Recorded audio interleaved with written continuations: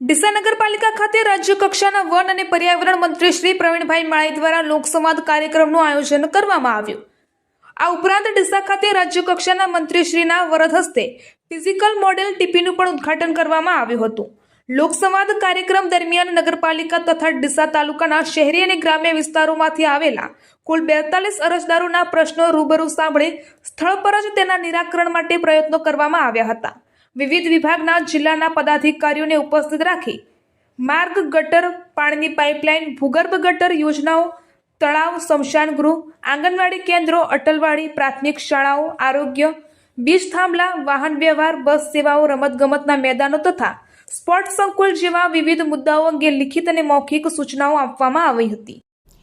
આજ રોજ ડીસાની જનતાના પ્રશ્નો માટે ડીસા નગરપાલિકા વિસ્તાર અને તાલુકા માટે એસડીએમ કચેરી ખાતે જનસંવાદ કાર્યક્રમ યોજવામાં આવ્યો। વિવિધ લોકોના વિવિધ પ્રશ્નો, એ ચાહે વહીવટી પ્રશ્નો હોય કે વિકાસના કામોના પ્રશ્નો હોય, તે માટે આજે જનસંવાદ યોજવામાં આવ્યો, જેમાં મોટી સંખ્યાની અંદર લોકો આવ્યા। તેમના પ્રશ્નો ત્વરિત સોલ્યુશન આવે તે માટે સૌ અધિકારીઓ પણ ખૂબ સાથ સહકાર આપ્યો છે અને તેમના પ્રશ્નોનો નિવાડો તુરંત આવી જાય એ માટે આ જનસંવાદ કરવામાં આવ્યો છે। આ પહેલ રાજ્ય સરકારની જે ગતિશીલ ગુજરાતનો જે સંકલ્પ છે તેને આગળ વધારવા માટે અને જનતાના પ્રશ્નો જલ્દી નિરાકરણ થાય તે માટે આ જનસંવાદ કાર્યક્રમ યોજવામાં આવ્યો છે। પાલનપુર એસટી ડેપો દ્વારા હોળી ધૂળેટી પર્વને ધ્યાનમાં રાખીને મુસાફરો માટે વધારાની બસોની વ્યવસ્થા કરવામાં આવી છે। આ નિર્ણયથી વતન જતા હજારો મુસાફરોને રાહત મળશે। હોળી ધૂળેટીના તહેવારો નિમિત્તે ધંધા રોજગાર અર્થે બહાર રહેતા લોકો મોટી સંખ્યામાં પોતાના વતન પરત ફરે છે। આ કારણે એસટી બસ સ્ટેશનો પર મુસાફરોની ભારે ભીડ જોવા મળે છે। આ મુસાફરોની વધતી ભીડને પહોંચી વળવા ગુજરાત રાજ્ય માર્ગ પરિવહન નિગમ દ્વારા પાલનપુર ડેપો પરથી વિશેષ બસો દોડાવવામાં આવી છે। ખાસ કરીને દાહોદ અને ઝાલોદ રૂટ પર 10 વધારાની બસો ફાળવવામાં આવી છે। સમી રાધનપુર હાઈવે પર કાર અને એક્ટિવા વચ્ચે અકસ્માત। વાવલપાટિયા નજીક એક્ટિવા અને નાની કાર વચ્ચે ગંભીર અકસ્માત સર્જાયો હતો। અકસ્માતમાં એક્ટિવામાં સવાર બંને વ્યક્તિઓને ઈજા પહોંચી। 108 એમ્બ્યુલન્સ મારફતે સમી સરકારી દવાખાનામાં ખસેડાયા। ચાલકની પાછળ બેઠેલ મહિલાને વધુ સારવાર અર્થે 108 મારફતે ધારપુર સિવિલ હોસ્પિટલ ખાતે રિફર કરાયા હતા। કારમાં સવાર ત્રણેય વ્યક્તિઓ સુરક્ષિત હોવાનું જાણવા મળ્યું છે। પ્રાથમિક માહિતી મુજબ એક્ટિવા ચાલક બાસપાથી સમી તરફ જઈ રહ્યો હતો, જ્યારે કાર સમીથી રાધનપુર તરફ જઈ રહી હતી। કાર ચાલકે સ્ટીયરિંગ પરનો કાબુ ગુમાવતા અકસ્માત સર્જાયો હોવાનું પ્રાથમિક અનુમાન। ઘટનાની જાણ થતાં જ સમી પોલીસ તાત્કાલિક ઘટના સ્થળે દોડી આવી હતી અને પોલીસે આગળની વધુ તપાસ હાથ ધરી હતી। હવામાન વિભાગે જાહેર કરેલી માહિતી અનુસાર બનાસકાંઠા જિલ્લાના ડીસામાં આજે રાજ્યનું સૌથી વધુ તાપમાન 36 ડિગ્રી સેલ્સિયસ નોંધાયું છે। માર્ચ મહિનાની શરૂઆતમાં જ આટલો ઊંચો પારો પહોંચતા ડીસામાં ગરમીનો પ્રકોપ જોવા મળ્યો। ડીસા શહેરમાં બપોર બાદ તાપમાનમાં નોંધપાત્ર વધારો જોવા મળ્યો હતો। હવામાન વિભાગના નિષ્ણાંતોએ હોળી ધૂળેટીના તહેવાર બાદ ગરમીનો પારો વધુ ઊંચો જવાની શક્યતા।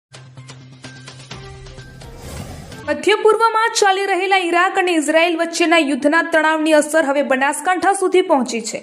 દુબઈમાં રહેતા પાલનપુરના 20 જેટલા યુવકો હાલ સુરક્ષિત છે, પરંતુ તેમના પરિવારજનોમાં ભારે ચિંતા। દર કલાકે વિડીયો કોલ કરી પરિવારજનો સમાચાર લઈ રહ્યા છે। એરબેઝ બંધ હોવાથી તેઓ તાત્કાલિક વતન પરત આવી શકતા નથી। પાલનપુર શહેરના આશરે 20 જેટલા યુવકો રોજગાર માટે દુબઈમાં રહે છે।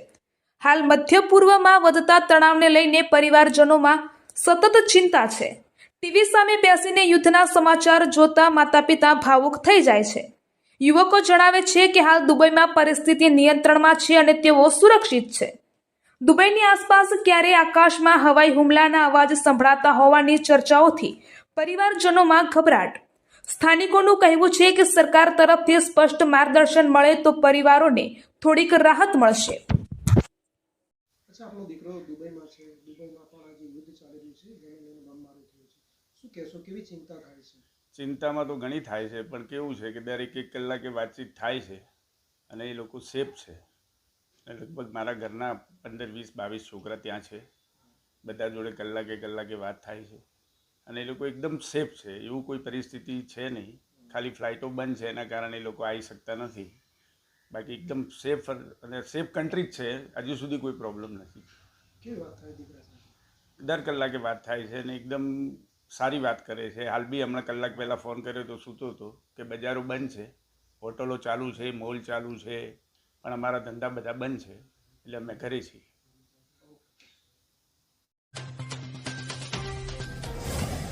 ઢીમેચા પરિવારે વાવથરાદ જિલ્લાની જરૂરિયાતમંદ ગૌશાળાઓ માટે ₹51,000નું દાન આપવાની દરખાસ્ત કરી છે. આ રકમ ઢીમાના ધરણીધર મંદિરમાંથી એકત્રિત થયેલા ભંડોળમાંથી જિલ્લા કલેક્ટર મારફતે સુપરત કરવા માટે પરિવારે અરજી કરી છે. ધરણીધર તાલુકાના ઢીમા ખાતે આવેલું ભગવાન શ્રી ધરણીધરનું મંદિર મિની અંબાજી તરીકે પણ વિશ્વવિખ્યાત છે. આ મંદિરનું સંચાલન શ્રી ધરણીધર મંદિર ટ્રસ્ટ બનાસકાંઠા દ્વારા સેવક પરિવારની સમિતિ મારફતે થાય છે.